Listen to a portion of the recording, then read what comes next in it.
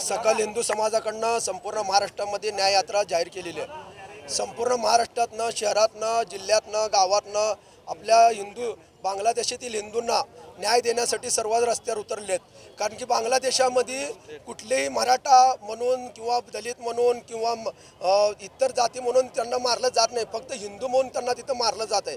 पण आपण हिंदू म्हणून इथं एकत्र यावं, या हिंदू एका शब्दावर आपण सर्वांनी पक्षभेद, राष्ट्र जातीभेद सर्वांना गाडून सर्वजण एकत्र इथं आलेले आहेत। आणि आपण नरेंद्र मोदींना मागणी करत आहोत की तिथल्या हिंदूंना न्याय द्या, सुरक्षित ठेवा आणि परत भारतामध्ये NRC लागू करा। NRC लागू केलं तर इथल्या बांगलादेशांना आपण हुडकून काढून बडवून त्यांना त्यांच्या देशात पाठवू, यासाठी आम्ही न्याययात्रेचं आयोजन केलेलं आहे। सकल हिंदू समाजाच्या वतीने हिंदू न्याययात्रेचं आयोजन संपूर्ण राज्यभर असेल भारतभर करण्यात येत आहे। बांगलादेशमध्ये हिंदूंवर ज्या पद्धतीने अत्याचार केले जात आहेत, हिंदूंची हत्या केली जात आहे, त्याच्यासाठी आवाज उठवण्यासाठी सर्व हिंदू समाज या ठिकाणी एकवटलेला आहे।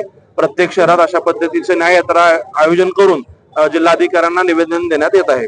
नेमका काय मागणी या निवेदनामध्ये करण्यात येते, काय सांगा? संरक्षण मिळावं, हिंदूंना टार्गेट करून हत्या केली जाते, त्यासाठी परराष्ट्र खात्याकडनं बांगलादेशशी बोलणं करून त्यांना समज देण्यात यावी आणि आंतरराष्ट्रीय स्तरावरती चर्चा करून हिंदूंना संरक्षण मिळावे यासाठी मागणी करण्यात येते। अधिवेशनात आपण काही यासंदर्भात बोलणार आहात का? नक्कीच हिवाळी अधिवेशन मध्ये याबाबत बोलणार आहोत। हे करून कालचं जे अधिवेशन होतं ते विशेष अधिवेशन केवळ आमदारांच्या शपथविधीसाठी होतं आणि राज्यपालाच्या अभिभाषणासाठी होतं।